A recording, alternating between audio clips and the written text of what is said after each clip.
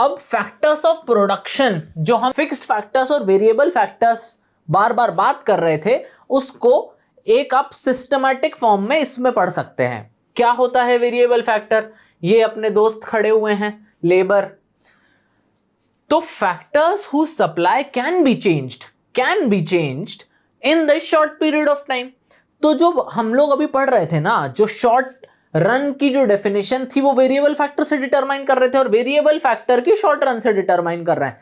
तो ये interchangeably definition derive करने का बहुत इजी तरीका है कि इसको उससे डिफाइन कर दो, उसको इससे डिफाइन कर दो। एग्जाम्पल, रॉ मटेरियल, जो हम पेंसिल के केस में वुड की बात कर रहे थे या ग्रेफाइट की बात कर रहे थे, पावर, फ्यूल एटसेट्रा। अब वेरिएबल फैक्टर्स की एक खास बात है कि they are not required at zero level of output. अगर मैं कुछ प्रोड्यूस नहीं कर रहा हूं, बस मेरा सेटअप खड़ा हुआ है, तो हो सकता है मैं किसी भी लेबर को एम्प्लॉय ना करूं।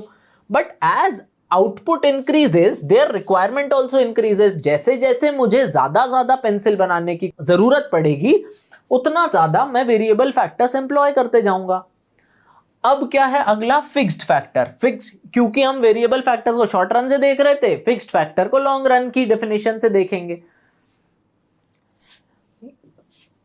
विच, इसमें शॉर्ट रन की डेफिनेशन दी हुई है, factors which can not be changed in short run, या आप ये भी बोल सकते हैं factors which can be changed only in long run. ये हो गई अपनी मशीनरी। आपके पास इतना पैसा होना चाहिए कि आप एक मशीनरी परचेज कर सकें, तो ये लॉन्ग रन में हम मान के चलते हैं कि हमारे पास पैसा होता है, क्योंकि वो रिकवर हो जाता है over the period of orders से। हम एक ऑर्डर की वजह से नहीं चेंज कर रहे हैं पूरी मशीनरी। इसके एग्जाम्पल हो जाएंगे plant and machinery, building, land etcetera. तो ये सारी चीजें आप जनरली एक छोटे ऑर्डर की वजह से नहीं बदल देंगे। अब required even at zero level of output and doesn't change even with the rise and fall in output to an extent. Again, to an extent.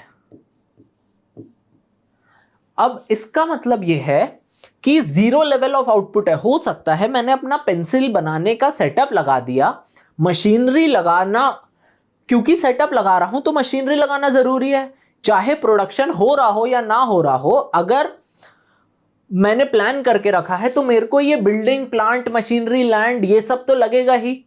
Labour को मैं निकाल सकता हूं या लगा सकता हूं।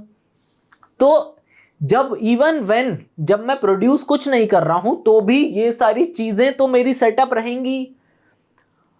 और डजंट इवन चेंज का ये मतलब है, जैसे हम यहां पे देख रहे थे, हो सकता है कि 15 लेबर तक कुछ चेंज नहीं हो रहा हो कैपिटल, पर आगे चल के एक सर्टेन लेवल तक 15 लेबर, अगर 20 लेबर हुए तो हो सकता है हमें एडिशनल लैंड लेना पड़े उन्हें एम्प्लॉय करने के लिए। एक लैंड पे हो सकता है 10 या 15 लेबर तक चल जाए। तो वही लिखा हुआ है कि doesn't change with the rise and fall in the output immediately to an extent. यहां पे क्या है?